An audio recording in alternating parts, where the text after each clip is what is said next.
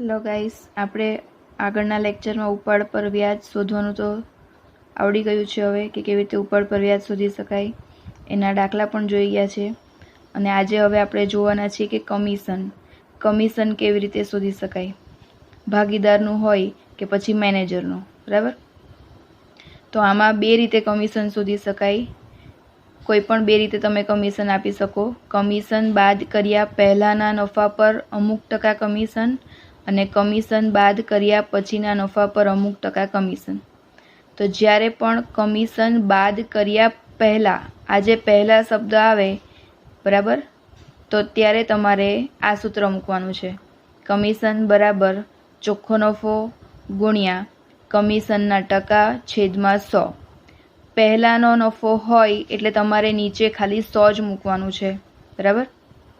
અને બીજી રીતે કમિશન બાદ કર્યા પછીના નફા પર, પછી શબ્દ આવ્યો, પછીના નફા પર અમુક ટકા કમિશન.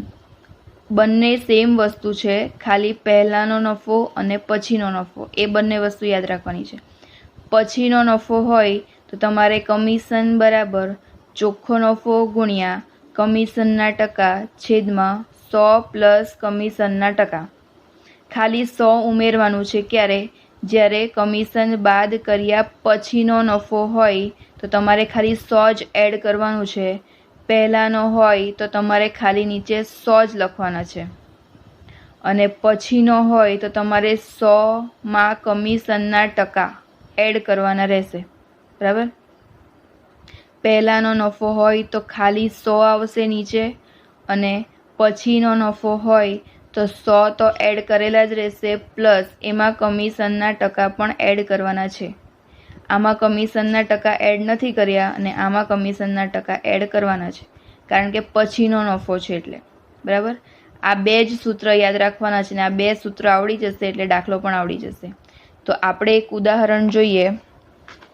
ઉદાહરણ 2. બરાબર. એમાં છે હંસા, હિતેશ અને વિજય એક પેઢીના ભાગીદારો છે. તેઓની મૂડીનું પ્રમાણ 3:2:1 છે. મૂડીનું પ્રમાણ આપ્યું છે, નન્નુનું પ્રમાણ નથી આપ્યું.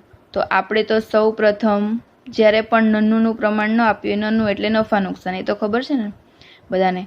તો નફા નુકસાનનું પ્રમાણ નથી આપ્યું એટલે આપણે 1:1:1 લઈ લેવાનું છે. 3 ભાગીદાર છે, હંસા, હિતેશ અને વિજય, એટલે મેં 1:1:1 લીધું છે. જો 2 જ ભાગીદાર હોય તો તમારે ખાલી 1:1 લેવાનું. 4 ભાગીદાર હોય તો 1:1:1 લેવાનું. જેટલા ભાગીદાર હોય એટલા ભાગીદાર તમે નફા નુકસાનનું પ્રમાણ લઈ શકો, પણ સરખો જ હિસ્સો આપવાનો છે બધાને. તો આ 3 જે છે એક પેઢીના ભાગીદાર છે, તેઓની મૂડીનું પ્રમાણ આપ્યું છે 3:2:1. નફા નુકસાનનું નથી આપ્યું એટલે આપણે આ લઈ લીધું આપણી જાતે જ. નફા નુકસાનનું પ્રમાણ 1:1:1. હિતેશને તેનું કમિશન આપ્યા બાદ વધતા ચોખ્ખા નફાના 10% કમિશન આપવાનું છે. હિતેશ એ ભાગીદાર છે, તો આપણે અહીંયા ભાગીદારનું કમિશન શોધીશું. હિતેશ કોણ છે? એક પેઢીનો ભાગીદાર છે. બરાબર. તેનું કમિશન આપ્યા બાદ એટલે કે પછી. અહીંયા આપણે તમે પછી પણ લખી શકો. બરાબર. પછી વધતા ચોખ્ખા નફાના 10% કમિશન આપવાનું છે. જો વર્ષ અંતે પેઢીનો નફો 1,65,000 હોય તો હિતેશ, કે જે એક પેઢીનો ભાગીદાર છે, એને કુલ કેટલી રકમ મળશે? હિતેશને નફો પણ મળશે અને કમિશન મળશે. હવે કેટલું કમિશન મળશે આપણને ખબર નથી, તો એ આપણે શોધવાનું છે. નફો તો આપી દીધો છે 1,65,000, આખી પેઢીનો નફો છે, એટલે કે 3:3નો, હંસા, હિતેશ અને વિજય. બરાબર. બધાનો જ નફો 1,65,000 છે. તો આપણે વિજય આમાંથી નફો પણ શોધવાનો છે અને હિતેશનો પણ નફો શોધવાનો છે અને હંસાનો પણ નફો શોધવાનો છે. 3:3નો નફો આપણે 1:1:1 વહેંચી લેવાનું છે અને હિતેશનું કમિશન પણ શોધવાનું છે. તો સૌપ્રથમ કેવી રીતે શોધીશું? તો પછી શબ્દ છે, હિતેશને તેનું કમિશન આપ્યા પછી વધતા ચોખ્ખા નફા પર 10% કમિશન. પછી એટલે આપણે અહીંયા સૂત્ર જોઈ ગયા હતા, કમિશન બાદ કર્યા પછી. તો તમારે ચોખ્ખો નફો ગુણ્યા કમિશનના ટકા છેદમાં 100 પ્લસ કમિશનના ટકા એડ કરવાના છે, બરાબર? તો આપણે અહીંયા શોધીશું હિતેશનું કમિશન. હિતેશ એક પેઢીનો ભાગીદાર છે, એટલે હિતેશનું કમિશન બરાબર નફો ગુણ્યા કમિશનના ટકા છેદમાં 100 પ્લસ આવશે, 100 પ્લસ કમિશનના ટકા. કારણ કે પછી શબ્દ આવ્યો છે, બરાબર? પહેલા તે તો નીચે 100 જ મૂકવાના છે, તો 100 પ્લસ કમિશન નથી મૂકવાનું, બરાબર? હવે નફો કેટલો છે? તો પેઢીનો નફો છે 1,65,000 ગુણ્યા કમિશનના ટકા તમને આપ્યા છે 10%. તો કમિશનના ટકામાં ઉપર 10, નીચે 100 પ્લસ 10, ફરી એ જ એડ કરવાના છે 10. હવે તમે આનું કેલ્ક્યુલેશન કરશો તો તમારો આન્સર 1,65,000 ગુણ્યા 10/110. તો કેલ્સી પર કરશો તો તમારો ફાઇનલ આન્સર આવશે 15,000 રૂપિયા.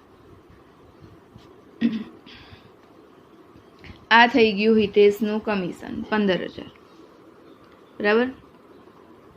હવે પછી તમને શોધવાનું કીધું છે હિતેશને કુલ કેટલી રકમ મળશે. કમિશન તો 15,000 મળી ગયું. હવે 1,65,000માં હિતેશનો નફો પણ છે.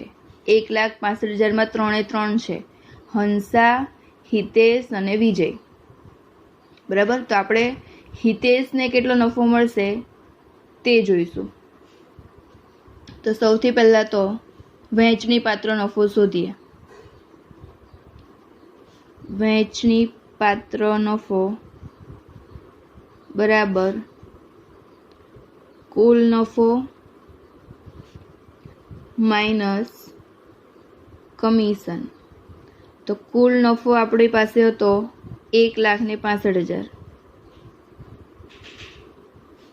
માઇનસ હિતેશનું કમિશન, એમાંથી માઇનસ કરી દેવાનું, કારણ કે ખાલી હિતેશને જ મળવાનું છે એટલે. તો તમારી પાસે આન્સર આવશે 1,50,000. આ 1,50,000 આવ્યા વહેંચણી પાત્ર નફો. હવે આ જે વહેંચણી પાત્ર નફો છે 1,50,000, એને નફા નુકસાનના પ્રમાણમાં વહેંચવાનો છે 1:1:1. એટલે એના હું 3 ભાગ પાડું છું, 1:1:1. એટલે ત્રણેયના ભાગમાં આવશે 50,000, 50,000 અને 50,000. અથવા તો તમે આમ પણ કરી શકો છો કે હંસાનો વહેંચણી પાત્ર નફો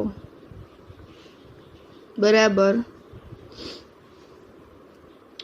1,50,000 ગુણ્યા 1/3. હવે આ 3 ક્યાંથી આવ્યા? તો 3 ટોટલ આપણે ઉપર આ નફા નુકસાનનું પ્રમાણ જોઈ ગયા હતા, 1:1:1 એટલે ટોટલ એનું 3 થાય.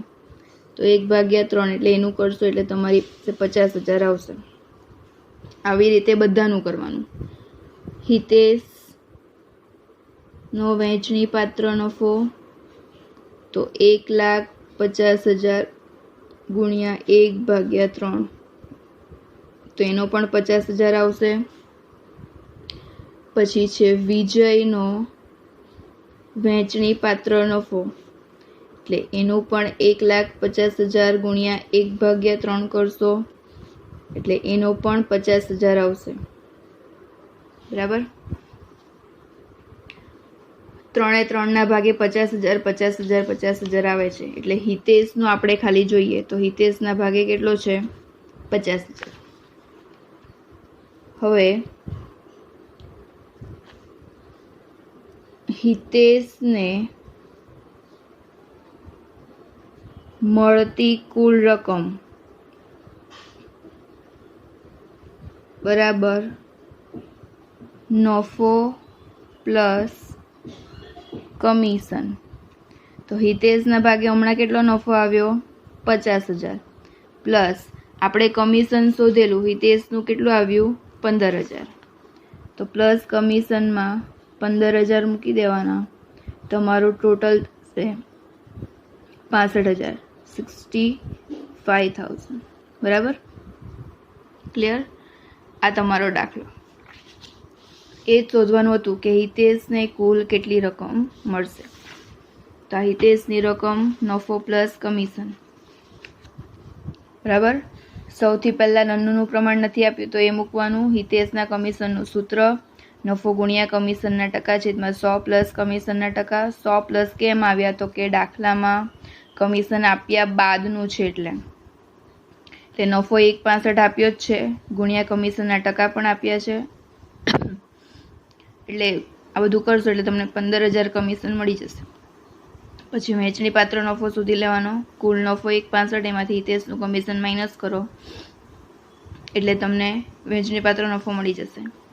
પછી એને 1:1:1 નન્નુનું પ્રમાણ છે એમાં વહેંચશો એટલે 3 ભાગે 50 50 50 આવે છે. એટલે હિતેશના ભાગે 50,000 આવે છે પ્લસ હિતેશનું કમિશન 15,000. એટલે હિતેશને મળતી કુલ રકમ નફો પ્લસ કમિશન 50 પ્લસ 15 એટલે 65,000. ક્લિયર? આ એક સમ તમારો અહીંયા ક્લિયર થાય છે.